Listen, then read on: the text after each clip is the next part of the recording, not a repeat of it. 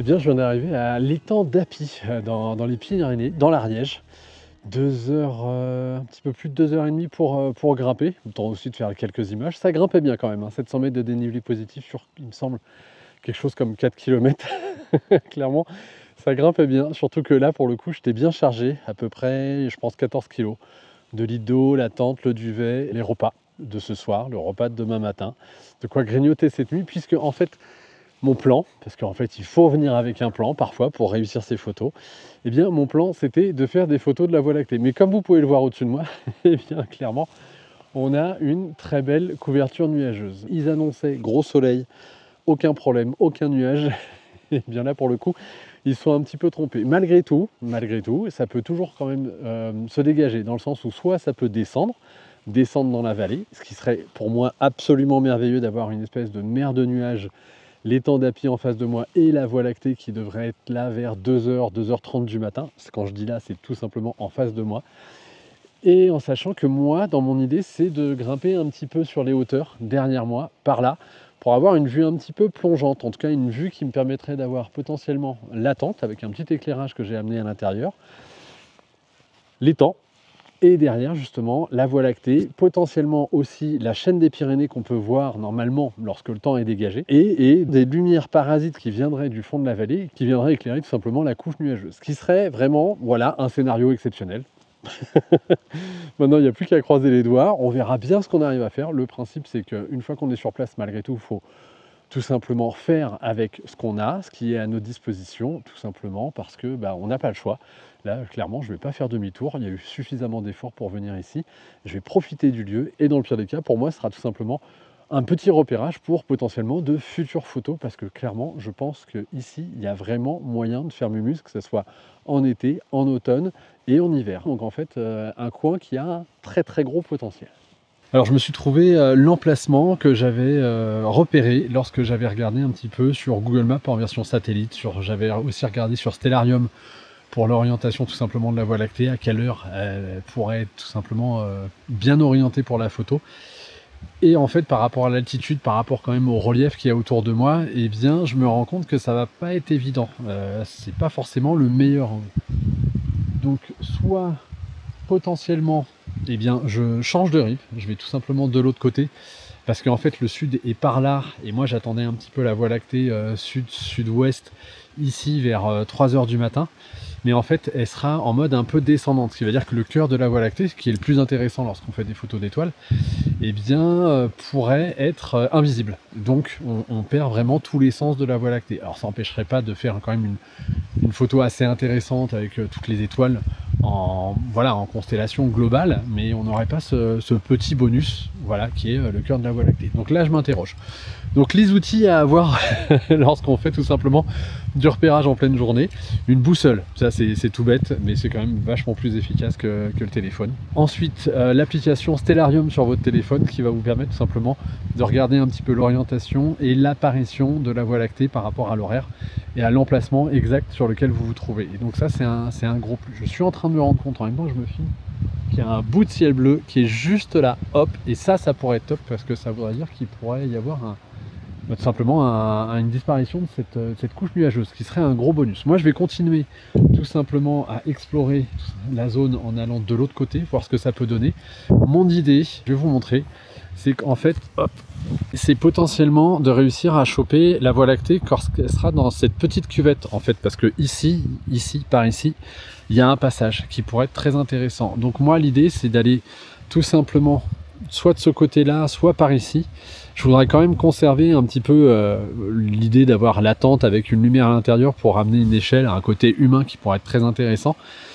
Mais si je dois faire le choix entre la petite luminosité de la tente ou une belle Voie lactée, eh bien tout simplement je choisirais quand même une belle Voie lactée. Donc je continue ma petite exploration, mon petit repérage. Donc comme vous pouvez le voir, là j'ai tout simplement installé mon appareil photo comme si j'allais faire ma prise de vue pour anticiper un petit peu mon décor, mon cadrage.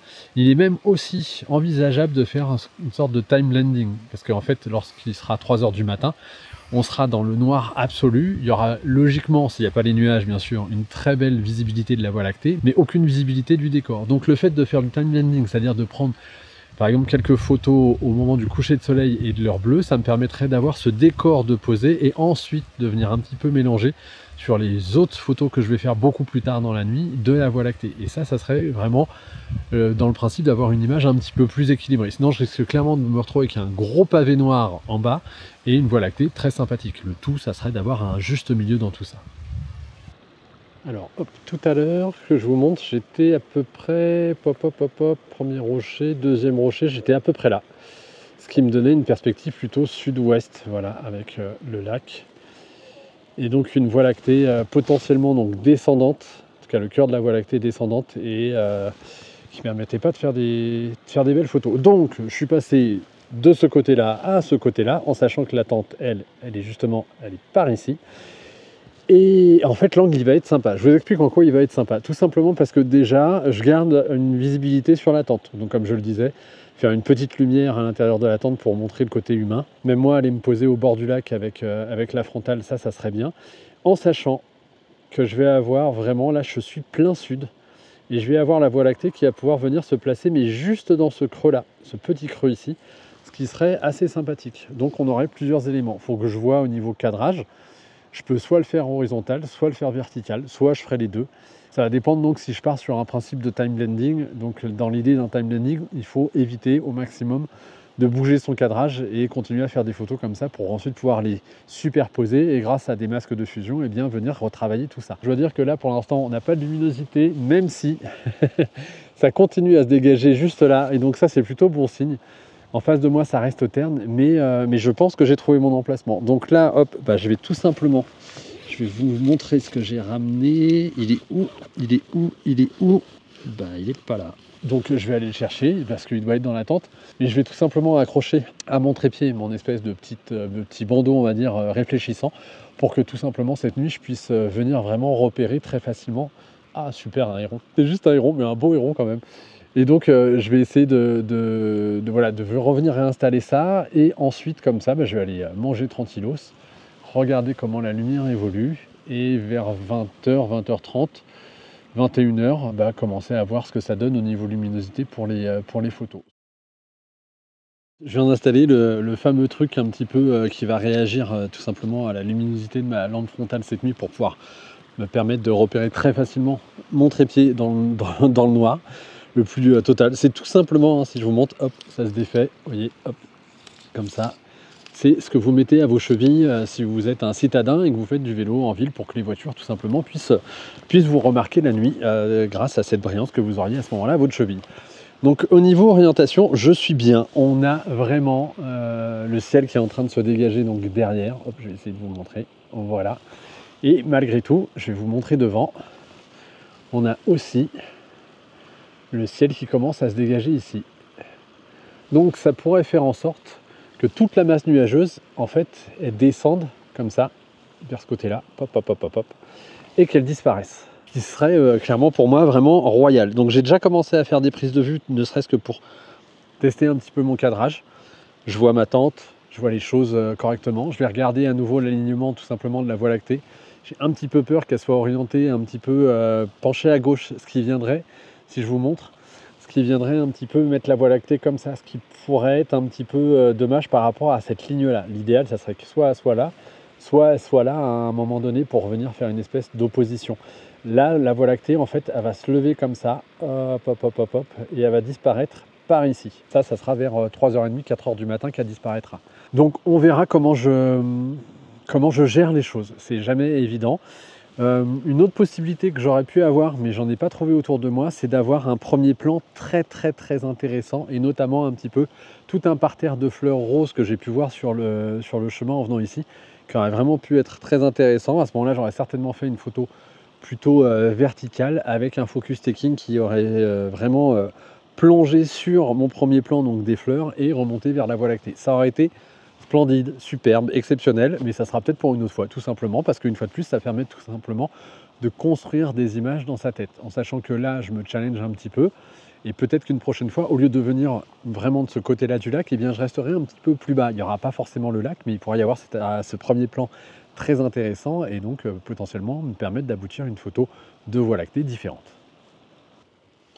Bon, ça me travaillait, ça me travaillait. Donc j'ai pris le temps de manger quelque chose. Ça fait du bien après l'effort et ça permet peut-être de mieux réfléchir. Et je me suis déplacé un petit peu sur la zone sur laquelle j'étais pour, revoir un petit peu mon cadrage, revoir mes ambitions. Tout à l'heure, je vous montre, j'étais juste là, juste devant et un petit peu plus bas. Là, je suis venu un petit peu en arrière et je me suis surélevé sur un rocher. Mais pour le coup, j'ai quand même abaissé mon appareil photo. Tout simplement pourquoi? Parce que en fait, dans l'application Stellarium donc, que j'utilise pour, on va dire, me permettre de savoir où est-ce que la Voie lactée va se positionner, eh bien, mine de rien, j'ai, un cœur Voie lactique galactique, je ne sais pas comment ça se dit, qui est assez bas. Ce qui fait que, d'une certaine façon, c'est pas vraiment vers le haut de mon image que je vais devoir shooter pour avoir quelque chose d'assez intéressant. Donc j'ai plutôt composé mon image avec l'idée d'avoir mon premier plan, mes herbes qui sont très intéressantes, très jolies, d'avoir ensuite plusieurs strates de lecture qui vont être donc mon premier plan, le rocher qui est juste avant le lac, la grosse bosse qu'il y a derrière le lac, et ensuite la Voie lactée. Dans tout ça, je vais essayer pour une fois de m'intégrer dans le sens où je vais aller au bord du lac et tout simplement, on va dire, avec ma frontale, éclairer un petit peu en hauteur. S'il y a une petite brume, ce qui serait nuisible pour les étoiles, eh bien ça permettrait d'avoir le faisceau lumineux un petit peu de ma frontale. S'il n'y a pas de brume, tant mieux pour les étoiles. Par contre, je n'aurai pas ce faisceau lumineux.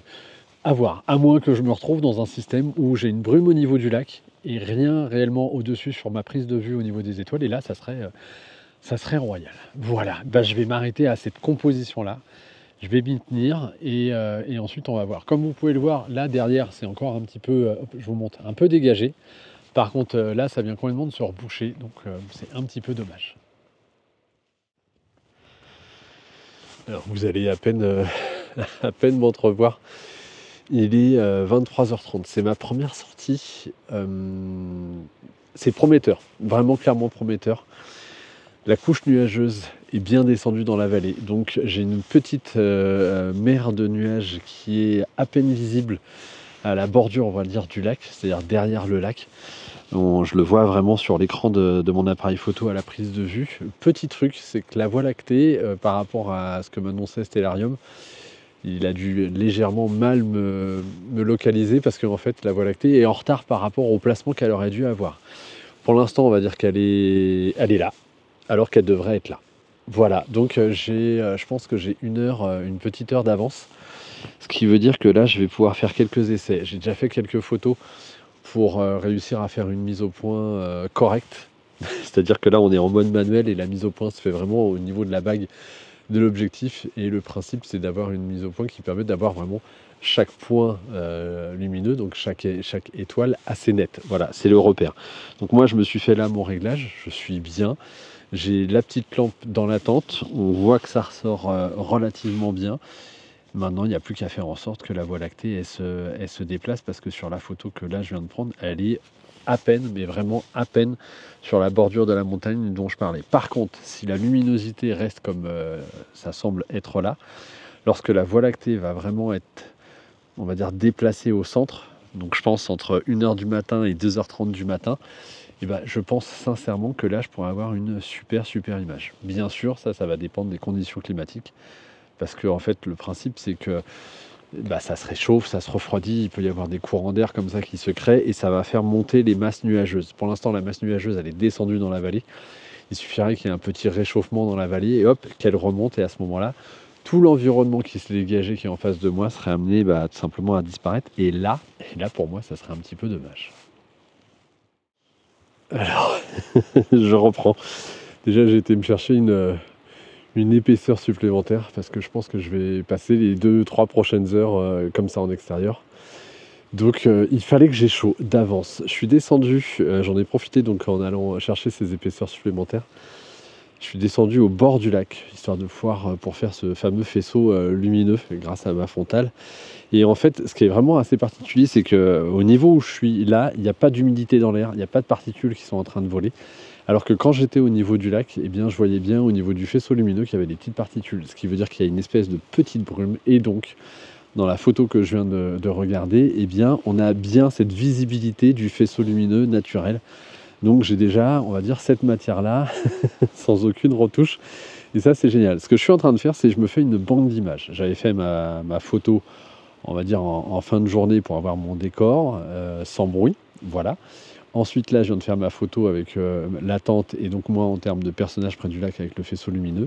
Et là, ce que je suis en train de faire, c'est que j'ai mis une batterie extérieure que j'ai branchée donc à mon appareil photo pour pas qu'il se retrouve tout simplement à court de batterie. Et donc là, je suis parti sur un principe de photo à intervalles réguliers. En fait, j'enchaîne les photos les unes après les autres.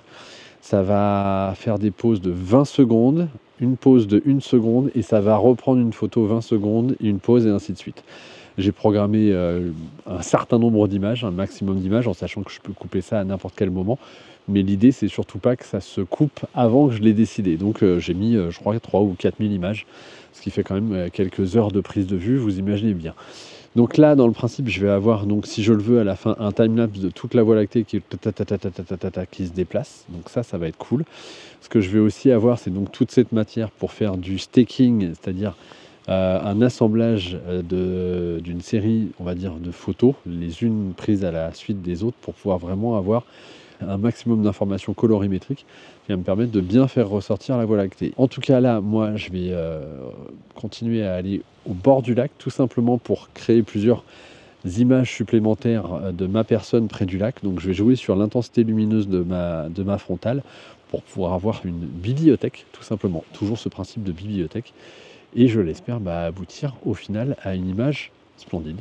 Il est 5 h du matin passé. Je viens d'arrêter tout simplement mes prises de vue en continu. Voilà, une espèce de timelapse. Je vais vous montrer le résultat de ce timelapse dans quelques instants. Ça va me permettre, grâce à ce timelapse, d'avoir vraiment toute ma bibliothèque d'images que je vais ensuite pouvoir utiliser pour composer mon image finale. Donc la nuit a été un petit peu entrecoupée. Je peux clairement dire que j'ai été verni parce que là, il n'y a pas eu de remontée de nuages pendant la nuit, dans ce que je viens vite fait de regarder sur mon écran. Donc c'est plutôt bien. Là, il pourrait y avoir une petite remontée de nuages. Je vais continuer à faire ma petite banque d'images. Je vous montre déjà donc le timelapse. Ensuite, moi, je vais redescendre, replier tout ça et prendre un petit déj. Et ensuite, on verra le résultat des photos fixes, voilà, que tout ça m'a permis de constituer.